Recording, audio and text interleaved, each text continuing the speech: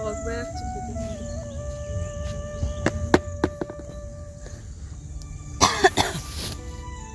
শুভ সকাল বন্ধুরা, কেমন আছো সবাই? আশা করি সবাই ভালো আছো, সুস্থ আছো। তো এই যে কালকে দেখো কতগুলো জামা কাপড় ধুয়ে দিয়েছিলাম, কাল তো শুকায়নি। আজ সকালবেলা উঠেই এত সুন্দর রোদ দেখে আমি চলে আসলাম জামা কাপড় নিয়ে মেলে দেবো। চলো, রোদটা বেশ ভালোই উঠেছে, বালতিই ধরে না। এগুলো সব কিন্তু হালকা ভিজা আছে, খুব তাড়াতাড়ি শুকিয়ে যাবে। আর আলু ক্ষেতের এদিকের আলু গাছগুলো মোটামুটি এখন অনেকটা বড় হয়ে আর কিছুদিন তারপরে তো আলুগুলো তোলা হয়ে গেলে আবার অন্য চাষ করবে, একটার পর এক চাষ চলতেই থাকে।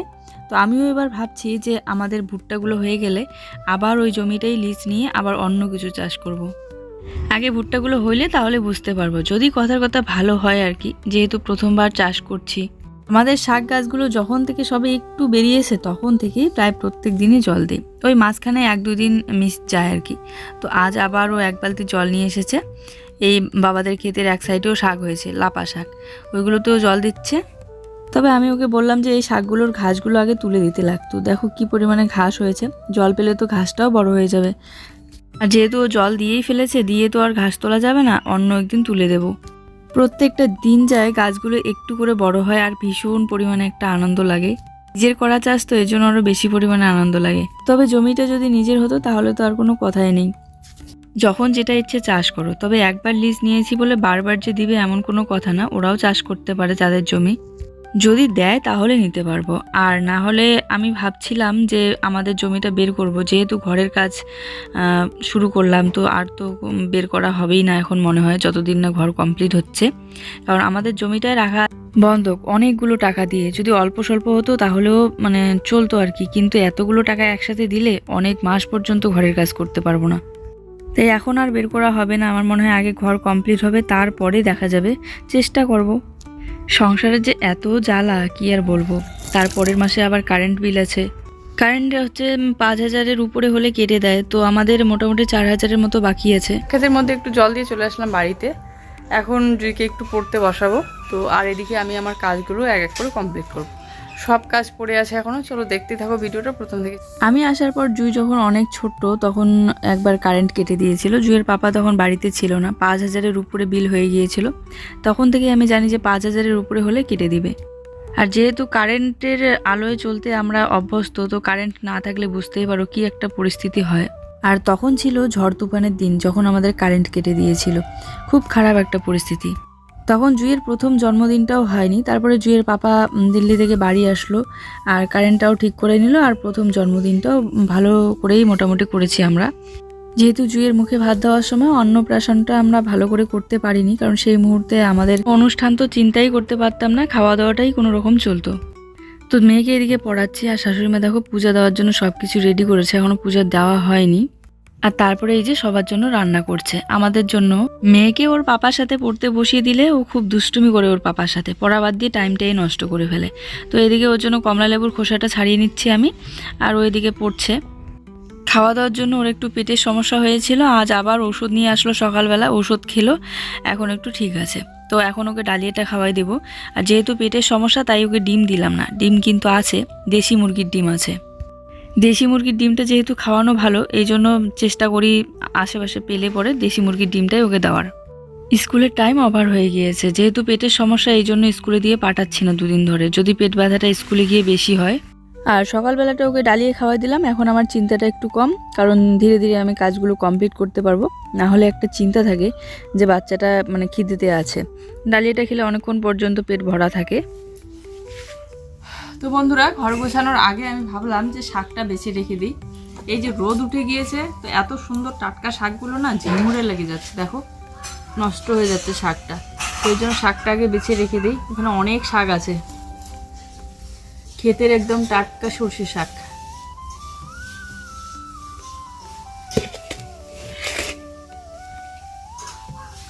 তো এই জন্য রোদে বসে এদিকে শাকটা বেছে নিচ্ছি আগে। এইগুলো আসলে আমার বাবার বাড়ি থেকে দিয়ে পাঠানো, আর বাবার বাড়ির জিনিস নষ্ট করা কি যায় বলো? বাবার বাড়ির হোক বা শ্বশুর বাড়ির হোক, কোনো জিনিসই নষ্ট করতে মন চায় না। কি পাকা বুড়ি, পাকা বুড়ি কোথায় যাও তুমি? নদীতে স্নান করতে যাই। নদীতে স্নান করতে যাও? হুম। কি খাচ্ছ আবার হাতের মধ্যে? কুরকুরে। কুরকুরে হাতের মধ্যে খাচ্ছ? হুম। ওরকম চেটে পুটে?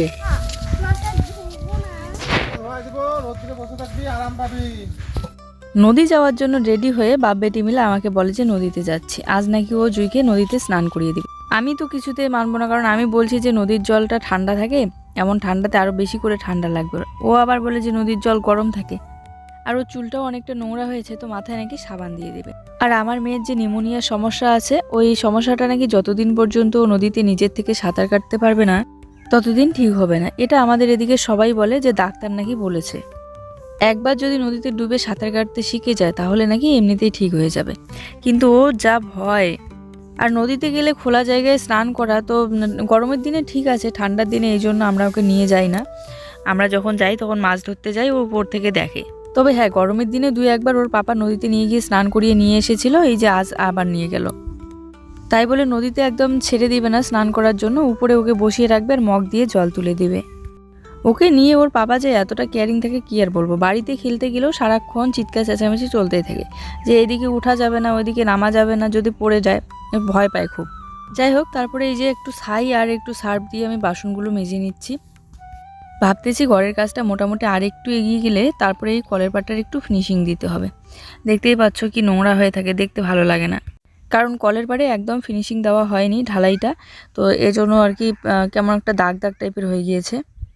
আর এদিকে শাক ধোয়ার ঝুড়িটাতে করে শাকটাও ধুয়ে নিচ্ছি। কলের জল থেকে এত পরিমাণে আয়রন বেরোয় আর বালিও বেরোয়, খুব সমস্যার উপরে সমস্যা। ইদানিং আবার কলের মাঝখানটাও গিয়েছে ফুটা হয়ে, ওই ফুটা দিয়ে জল বেরিয়ে যায়, এজন্য মানে চাপ দিতে অনেক পরিশ্রম হয় আর অনেক কম জল বেরোয় কল থেকে। এই তো এখানে এই যে সিমেন্ট গুলিয়ে নিলাম, বারান্দাটা মুছে রেখে স্নান করে খাওয়া দাওয়া করে তারপরে হচ্ছে আমি সন্ধ্যার দিকে হলেও ঘরটা মুছবো। ঘরটা একটু সন্ধ্যাবেলা মুছলেও কোনো ব্যাপার না, কিন্তু বারান্দাটা না পরে আর এত বড় মুছতেই ইচ্ছে করে না সন্ধ্যা লাগলে। আমাদের ঘরটা তো অনেক ছোট, তাড়াতাড়ি মোছা হয়ে যায়। চলো। আর কলটা ফুটা হবেই না বা কেন বলো, এটা সেই কত বছরের পুরানা কল, যখন নাকি জুয়ের পাপা ওরা অনেক ছোট ছিল, সেই তখনকার কল, মানে তারও আগের মনে হয় আমার। কতগুলো বছর হয়ে গিয়েছে, লোহা তো তাই জং লেগে গিয়েছে, ফুটা হয়ে গিয়েছে। এর আগে আমি একবার কালার করে নতুন করার চেষ্টা করছি। ওই যে বলে না, উপরটা যতই সুন্দর করে রাখো ভিতরটা যদি না হয় ঠিক, সেরকম হচ্ছে কথা। উপরটা কালার করে সুন্দর করার চেষ্টা করেছি, কিন্তু ভিতরে তো ফুটা ছিলই, লোহাটা অনেক পাতলা হয়ে গিয়েছে। এত বছর ধরে কলটা কোথায় ছিল তোমরা তো দেখেছই, কত ছোট একটা জায়গার মধ্যে ছিল, আর রান্নাঘরের বারান্দার এক সাইডে, তখন যাওয়া আসা করতেও অসুবিধা। আর কলের পাড়টা এত ছোট ছিল যে কাজকর্ম করতেও মানে খুব অসুবিধা হতো। তো এই জন্য আমি ঠিক করলাম একবার পেমেন্ট পেয়ে কলটা একটু সরিয়ে নেব, তো সরিয়েও নিলাম। লেবার ডেকে পাইপ বসিয়ে নতুন কল বসানো হলো, কিন্তু উপরের এই মানে কলের যে মাথাটা সেটা চেঞ্জ করতে পারিনি, কারণ এটার একটু দামটা বেশি ছিল। বেশি বলতে 2-3 হাজার হয়তো, কিন্তু আমাদের কাছে তো ওটাই অনেক, তাই না? বা তারও বেশি হতে পারে, আমার ঠিক জানা নেই আসলে, তাই বলছিও না। তো যাই হোক, এদিকে আমি আজকে ঘর বারান্দাগুলো একটু মুছে নিচ্ছি। পিঠে পুলি খাওয়ার দিন তো চলেই আসলো, তাই একটু মোছা কোছা করছি। তাছাড়া অনেক দিন ধরে ঘর বারান্দা এগুলো মোছা হচ্ছে না, খুব নোংরা লাগে দেখতে। তার সাথে আমার এই ছোট্ট উনুনটাও একটু মুছে নিলাম সিমেন্ট দিয়ে, তাহলে আরও একটু শক্ত হবে। এর আগে সিমেন্ট দিয়ে মুছেছিলাম 2-1বার, অনেকটা শক্ত হয়েছে। আর এই উনুনটা না আমার খুব পছন্দের, কারণ আমার মা এটা আমাকে দিয়েছে। উনুনটা কতবার গলে গিয়েছে বৃষ্টির জলে, আবার ভেঙেও গিয়েছে, আবার আমি ঠিক করে সেটাকে জয়েন দিয়ে একদম ভালোভাবে রেখে দিয়েছি যত্ন সহকারে। মাটির উনুন না রান্না করার পর 1-2 দিন পর হলেও মুছে রাখতে হয় সবসময়, তাহলে ভালো থাকে, না হলে ফেটে নষ্ট হয়ে যায়। এদিকে আমাকে ঘর মোছা দেখে ও খুব বকা করছিল যে আজকেও তুমি খাওয়া দাওয়াটা দেরি করে ফেললে, আগে খেয়ে নিলে কি হয়। কিন্তু আমি ভাবি কি যে কাজগুলো আগে কমপ্লিট করে তারপরে স্নান করে খাওয়া দাওয়া করি, কারণ স্নান করার আগে খেতে মন চায় না, আর একবার খাওয়া দাওয়া করলে না তখন আর এইসব কাজ হয় না, তখন রেস্ট করতে ইচ্ছে করে। এরই মাঝে আমি আবার ভিডিও এডিট করে আপলোডও দিয়ে দিয়েছি। তো আমাকে কাজ করতে দেখে আর বাপ বেটি মিলে আমাকে ডিস্টার্ব করবে না, ওরা ওদের মতো করে খাওয়া দাওয়া করে নিয়েছে। আবার দেখো মেয়েকে ও রেডি করিয়ে নিয়ে যাচ্ছে এখন সাইকেলে করে টিউশনে দিয়ে আসতে। আর মেয়েও এখন অনেকটা বুঝে, আমাকে ডিস্টার্ব করে না ও যখন দেখে আমি কাজ করছি। আগে তো দেখতেই তোমরা একদমই বুঝতো না, আমি যদিও বলতাম যে শোনা এখানে আসো না, এদিকে আসো না, তারপরেও হাতের কাছে সারাক্ষণ ঘুরঘুর করতো। বাচ্চা ছিল তো, যত দিন যাচ্ছে বড় হচ্ছে ও বুঝে। এবার আমাদের ঘরের কাজ করার পর এতটুকুই সিমেন্ট বেঁচে গিয়েছিল, সেটা বেঁধে রেঁধে রেখে দিয়েছে বাবা। তো আমি ভাবলাম যে সিমেন্টটা যেহেতু আছে ওখান থেকে একটু নিয়ে ঘরটা মুছি। আমাদের বারান্দায় প্রত্যেক টাইম একটা চেয়ারে না হলে একটাতে তোমরা জামা কাপড় দেখতেই পারবে, কারণ এগুলো হচ্ছে ব্যবহার করা জামা কাপড়। ঘরে আর কত রাখবো বলো, ঘরে 2টা চেয়ার তো একদম জামা কাপড় দিয়ে ভর্তি, তার উপরে সুকেসটাও। তো ঘরে সবসময় ধোয়া জামা কাপড়গুলোই রাখি। তারপরে এই তো ঘরের মেঝেটা মুছে নিচ্ছে আর কি। অন্ধকার লাগছে দেখতে, এতটা কিন্তু অন্ধকার না, কিন্তু এই যে বললাম না আমার ক্যামেরাটার একটু সমস্যা দেয়। কোনো সময় একদম এত অন্ধকার হয় কিচ্ছু বোঝা যায় না, আবার কোনো সময় সাদা হয়ে থাকে। তারপরে এই যে আবার ঠিক করে দিলাম, এখন আবার দেখো সাদা হয়েছে, একটু পরে আবার দেখবে কালো হয়ে গিয়েছে, এরকম করেই চলতে থাকে। আজকে ঘরটা মোছাকোছা করলাম, একটা আলাদাই শান্তি লাগবে, বিশেষ করে সন্ধ্যাবেলাটা সব কিছু পরিপাটি করে গোছানো থাকলে। উঠোনটা ঠিক থাকলে তো গোবর দিয়ে মুছতাম, কিন্তু যেহেতু উঠোনে চারিদিকে মাটি গর্ত আর মোছামুছি করলাম না। এছাড়া যখন থেকে শ্বশুরবাড়িতে এসেছি বিয়ে হওয়ার পর, তখন থেকে দেখি যে গোবর দিয়ে সবাই উঠোন মোছে প্রত্যেকটা পূজার সময়। তো দেখতে বেশ ভালো লাগে। প্রথমে তো আমার কেমন যেন একটা লাগতো, কিন্তু এখন আমিও অভ্যস্ত হয়ে গিয়েছি, আমারও ভালো লাগে প্রত্যেকটা পূজা পার্বণে গোবর দিয়ে উঠোন মোছা লেপা করা, দেখতেও সুন্দর লাগে, ধুলাটাও বসে যায়। যাক, এই যে ধারটা এখন মুছে নিচ্ছি, ধারটা কিন্তু অনেক দিন পর্যন্ত মোছাই থাকে। তো দেখো চুল টুল চিরুনি করার সময় নেই, চুল টুল কি অবস্থা হয়েছে। আজ একটু শ্যাম্পু করে নিলাম, কিন্তু চুলটা যে একটু ভালো করে মুছে চিরুনিটা করব ওই সময়টা নেই। তো এইদিকে হচ্ছে আমি শাকটা বানাবো বলে এখানে কড়াই বসিয়ে দিয়েছি। এতগুলো শাক আজকে আর বানাবো না, কারণ আমি একাই খাবো। জুইয়ের বাবার খাওয়া হয়ে গিয়েছে আর বাবারও খাওয়া শেষ। তো এখান থেকে অর্ধেকটা শাক নিয়ে আমি বানাবো।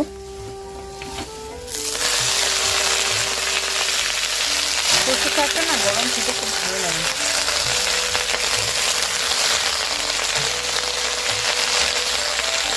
আমার মতো কার এই সর্ষে শাকটা প্রিয় অবশ্যই কমেন্ট করে জানিও। আর আমার কিন্তু খুব ভালো লাগে। এই যে লবণ দিয়ে নিলাম, আর সর্ষে শাকের মধ্যে হলুদ দেই না আমরা, যে কোনো শাকের মধ্যে দেই না। তবে তোমরা অনেকেই কমেন্ট করে বলেছিলে যে শাক রান্না করলে সবসময় 1 চিমটি হলুদ দিতে হয় স্বামী থাকলে। পরে আবার জুয়ের পাপা বলছিল যে ও খাবে, তাই আর একটু বেশি করেই শাক দিয়েছিলাম। এখানে হচ্ছে ফুলকপির সবজি, আর এইটা হচ্ছে সাতমিশালি শাক আর মাসকলাইয়ের ডাল। চলো এখন খেতে বসে পড়ি। আর ও বলছে ও শাকটা আমাকে দেবে, তো আমি বসি এদিকে। এই সর্ষে শাকটা কিন্তু বেশি ভাজা করলে আমার একদম ভালো লাগে না, এর জন্য এরকমই খাবো। আমি খাচ্ছিলাম এমন সময় ফোন আসলো যে পার্সেল এসেছে। আজকে হঠাৎ কি পার্সেল আসলো, আর এটা হচ্ছে গিফট, তবুও আবার গাড়িতে করে। চলো, আমি তো আসতে পারিনি, জুয়ের পাপা এসেছিল পার্সেলটা নিতে, তো বাড়িতে গিয়ে তোমাদেরকে দেখাবো আমি ভালো করে। তার আগে দেখো, এটা হচ্ছে আনবক্সিং করে দেখাচ্ছিল ওনারা, কারণ জিনিসটা দেওয়ার আগে ট্রাই করে যে ঠিকঠাক আছে কি না। তো দেখো এখানে এসেছে হচ্ছে ইন্ডাকশন ওভেন। এটা পাঠিয়েছে তুলিকা আন্টি দিল্লি থেকে। চলো আমি তোমাদেরকে খুলে দেখাই। আমি আমার জীবনে যে এত ভালোবাসা পাবো সেটা সত্যিই আমি ভাবিনি। এই যে এতটা দূর থেকে তোমরা আমাদের এতটা ভালোবাসা দাও, হয়তোবা আমার ভাগ্যে ছিল যে অনেক ভালোবাসা হারিয়ে আবার অনেক ভালোবাসা পাবো। কিছু হারিয়েছি, আবার কিছু পেয়েছি। বিয়ের পর থেকে মা বাবার ভালোবাসাটা সেরকম কাছ থেকে আর পাই না, দূর থেকে পাই হয়তো। মা বাবা তো সারা জীবন মা বাবাই থাকে, তাই না? তো মা বাবা দূর থেকে অনেক ভালোবাসা দেয়, কিন্তু কাছ থেকে সেরকম আর ভালোবাসা পাই না। জীবনে মার ভালোবাসা হারিয়েছি ঠিকই, কিন্তু অনেক মার ভালোবাসাও পেয়েছি আমি। এরকম একটা জিনিস যে কখনো আমিও আমার হাত দিয়ে ব্যবহার করতে পারবো, এটা কখনোই আমি জীবনে ভাবিনি।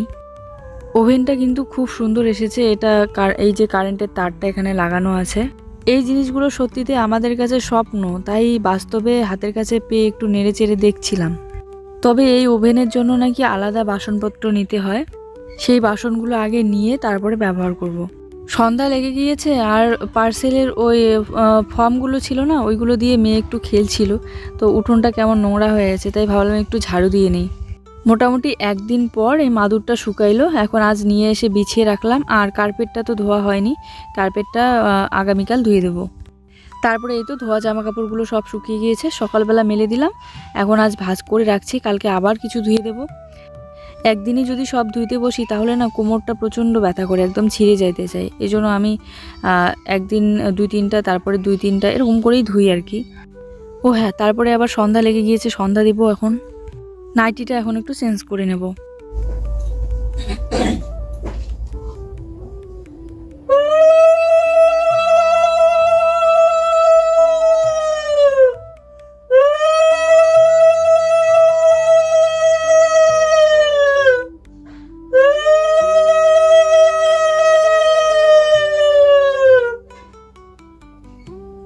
এই যে এখন কি করব জানো, এখন একটু আমি ফ্রি হব, একদম বসে রেস্ট করব ব্ল্যাঙ্কেটের নিচে, আর মোবাইলটা একটু ঘাটাঘাটি করব। তাছাড়া সকাল থেকে সারাটা দিনই ব্যস্ত ছিলাম। তো সন্ধ্যা দেওয়ার পর আবার এই যে নাইটি চেঞ্জ করে নিলাম, আর পিঠা খাওয়ার দিন তো এসেই গেল, পিঠা পুলি খাওয়ার দিন। তো আমি এখন একটু ওই আতপ চাল প্রথমে ভিজিয়ে ধুয়ে তুলে রাখা হয়েছে, একটু হালকা রোদে শুকানো হয়েছে, না হলে কি হয় এতে মিক্সার মেশিনের জগটাতে লেগে যায় গুঁড়া করার সময়। তো আমি একটু ট্রাই করি, দেখি চালটা হালকা ভিজা আছে, দেখি হয় কি না আটা। তো বাড়িতে হলে আর মেশিন থেকে ভাঙিয়ে নিয়ে আসতে হবে না। প্রায় যখনই কিন্তু আমাদের পিঠা খেতে ইচ্ছে করে তখনই আমি মিক্সার মেশিনের এই জগটাতেই আটা বের করে দিই শাশুড়ি মাকে। তো শাশুড়ি মাই ভিজিয়ে রেখে দিয়েছিল চালটা, আজকে বের করতে গিয়ে এই যে কারেন্টটা এমনভাবে চলে গেল, মানে ফিউজ কেটে গিয়েছে, হয়তোবা বোর্ডটা ঠিকভাবে টানছিল না। তো আমি এখানে একটু লাল চা বসিয়ে দিলাম, আর এখানে লাল চায়ের মধ্যে আমি আজ আদা দিয়েছি, আর কমলা লেবুর যে খোসাগুলো আছে ওই খোসাগুলো দিলে না কমলা লেবুর মতো একটা সুন্দর সেন্ট পাওয়া যায়। এর আগেও আমি কমলা লেবুর খোসা দিয়ে চা খেয়েছিলাম, দারুণ লাগে। এই দেখো কি সুন্দর কালার আসতেছে, এখনও কিন্তু চা পাতা আমি দেইনি, একটা দুটো দানা গিয়েছে শুধু। তারপরে বাবা বাড়িতে এসে আবার তারগুলো ঠিক করে দিল, এখন এই যে জ্বলছে লাইট। দারুণ। কাপটাতে মনে হচ্ছে না একদম মাটির কাপগুলো। তো যাই হোক, খুব সুন্দর একটা সেন্ট বেরিয়েছে, আর চায়ের কালারটা দেখো কত সুন্দর এসেছে। তো রাতের জন্য এখানে ভাত বসিয়ে দিলাম। মাছের ঝোল বানানোর জন্য এখানে পেঁয়াজ আর কাঁচা লঙ্কা কেটে নিয়েছি। এটা কি মাছ? রুই মনে কি শোনা শোনা মাছ মাছ দেখলেই বলে কে আনছে মাছ? ঠাকুর দাদা আনছে। তো আজকের ভাতটা একদম ঝরঝরে ভাত হয়নি, মার ভাত হয়েছে। তবে রাতের বেলা এরকম গরম মার ভাত খেতে কিন্তু ভালো লাগে। আর আমি তো এই যে জুইকে খাওয়াইতে এদিকে আমার ভাত ঠান্ডা হয়ে যায়। তো চলো এখন খাওয়া দাওয়াটা করে নিই। আর বাবা তো আগেই খেয়ে ঘুমিয়ে পড়েছে, আর এখন বাজে ওই 9টার মতো। বাবা ঝোলের মাছ খাওয়ার জন্য অপেক্ষা করেনি, ভাজা মাছ দিয়ে খেয়ে ঘুমিয়ে পড়েছে। প্যাকেটের গুঁড়া মশলাগুলো দিয়ে মাছের ঝোলটা বানিয়ে নিলাম। চলো আজকের ভিডিওটা এই পর্যন্তই। সবাই ভালো থেকো, দেখা হচ্ছে নতুন ভিডিওর সাথে। ভালো লাগলে অবশ্যই একটা লাইক, কমেন্ট আর শেয়ার করে দিও।